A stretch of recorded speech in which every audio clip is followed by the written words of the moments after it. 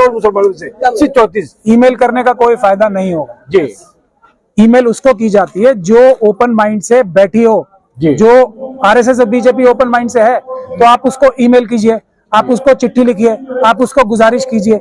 जो open mind से बैठे हैं, जो किसी बात को सुनने के लिए तैयार हैं, उस पर अमल करने के लिए तैयार है, उनसे फायदा होगा या किसी और से होगा। ये सिर्फ एक तरीके से होगा, वो है कि हम अपना बिल मुस्लिम अवाम से, मैं अपना एक प्रपोजल बना रहा हूं, उसके बाद सबसे ओपिनियन लिया जाएगा, एक फाइनल करके एक अच्छा वक्फ बिल एक्ट बनाया जाएगा।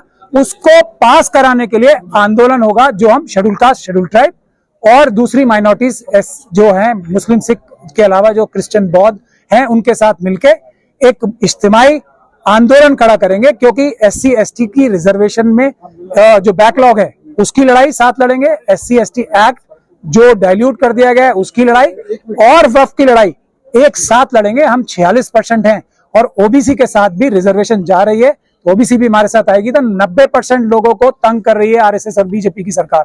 तो हम वो आंदोलन करेंगे जब ही वक्फ बचेगा, जब ही आपकी इज्जत और जो बेहुरमती हो रही है आज हमारी ख्वातीन की, बच्चियों की, जो हमारे बुजुर्गों की दाढ़ी रखने पे सड़कों पे मारा जा रहा है, आपकी मस्जिदों पे जो सैकड़ों साल पुरानी है उस पर हमले हो रहे हैं, और आप ये कह रहे हो कि अभी हम डिसाइड करेंगे। आप हो कौन?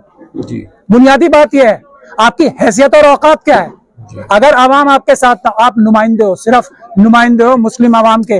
जो मुस्लिम आवाम आपके पीछे से हट जाए, आपको कोई सड़क चलता कुत्ता नहीं पूछेगा। मैं मजबूरी में ऐसे सख्त अल्फाज इस्तेमाल कर रहा हूं। तो जिसकी वजह से हो आप, उसके साथ गद्दारी, मेरी भी ताकत क्या है आज? आप सोचते हो अमित शाह साहब मुझे 2 मिनट में मरवा देंगे अगर ये ना पता हो कि कुछ मुस्लिम और शेड्यूल कास्ट, शेड्यूल ट्राइब लोग सड़क पे आके आंदोलन करेंगे मेरे मरने के बाद। ये है ताकत मेरी भी। वरना सर 3 तलाक के मसले में क्या किरदार रहा?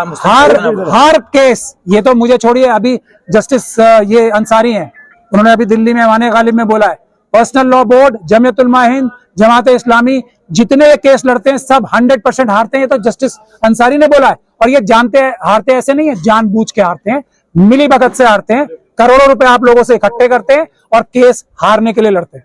तो आपने जिस तरह से ईवीएम की भी लड़ाई लड़ी और आंदोलन किया, अभी जारी है वो, और वो मुसलमानों को सत्ता में आना जरूरी हो गया है, क्योंकि सत्ता आपके पास में है, ताकत आपके पास में है, तब आप अपनी मुतालबात बनवा सकते हैं। एक सवाल ये भी उठा है कि मुसलमानों का प्रतिनिधित्व जो है असेंबली में, पार्लियामेंट में मुनासिब नहीं है, सही नहीं है, और ये मुतालबात भी उठे हैं। लेकिन एक सवाल ये भी है कि जिन लोगों को हमने MP बना के भेजा, असेंबली में MLA बना के भेजा, उन्होंने आज तक क्या किया? ये भी सवाल खड़ा होता है। फिर वही सवाल आ जाता है, आपने उनका क्या किया? आपने भेज दिया, गलती कर दी या सही भेज दिया, आपने उनका क्या किया?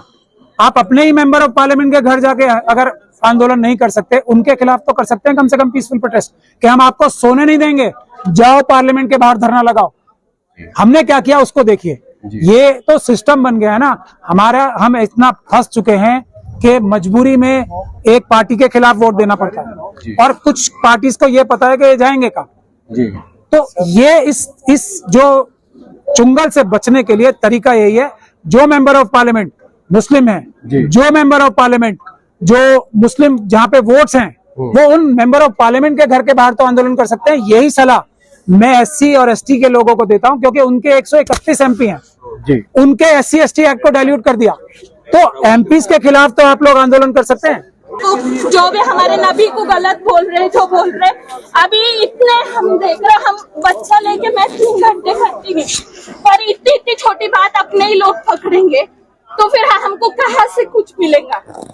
मेरे हाथ में बात करने की भी हिम्मत नहीं हो रही, पर अपने मैं आपको बता रहा हूँ, सिर्फ औरतों की हिम्मत से NRC रुका नहीं। हम गोली खाने तो आंदोलन बिठाओ, तो हम पहले आते, ये आदमी आए ना आए हमको फर्क नहीं।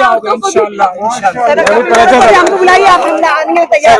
मैं बोलने से, अपना सामने मीडिया से 2 सवाल खाली से आपसे, हमारे में ये ख्वातीन लीड करेंगी वक्त आंदोलन की।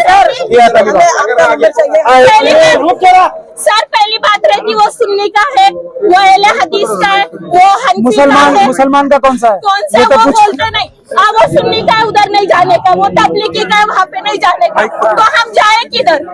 हम जाएंगे नहीं। ये हमारा सवाल है तुम्हारे सब औरतों आदमियों से कि हम किधर जाए, हम हमारी बात किसको रखें? आपकी बात रख लीजिए। आपको रसूलुल्लाह ने जो रास्ता दिखाया वो अस्सलाम वालेकुम, मेरा नाम शाहीन पठान है। मैं AKQ न्यू लॉ अकेडमी की लास्ट ईयर लॉ स्टूडेंट हूँ। अभी ये गवर्नमेंट को बताना है अपने को वापस से, जो 2020 में इन्होंने NRC और जो बिल लेकर आए थे, शाहीन बाग वापस से अपने को बिठाना है, इस वजह से कि वो एक्ट ना बने। ये एक बच्ची ये सोल्यूशन बता सकती है, ये हमारे उलेमाओं को समझ में नहीं आती है। ये बच्ची सच्ची है, वो बेईमान है। सिर्फ प्रोटेस्ट ही हमारे पास एक आखिरी हमारे पास सोल्यूशन है। अगर हम मतलब प्रोटेस्ट करेंगे तो ही हमको हमारी जो भी जिंदगी वो बचा सकती है। अगर तुम प्रोटेस्ट नहीं करेंगे, क्योंकि मरना तो सबको है, कोई घर में मरेगा, कोई रास्ते पर आके मरेगा, तो हमको प्रोटेस्ट करना है, हर हाल में करना है। क्योंकि प्रोटेस्ट कौन करवाएगा आपसे, किसके अंडर में? क्योंकि हमारे बड़े सरबराह जो भी होंगे इनसे पूछो, मैं क्या बताऊंगा, मैं तो तैयार हूँ। जिस तरह से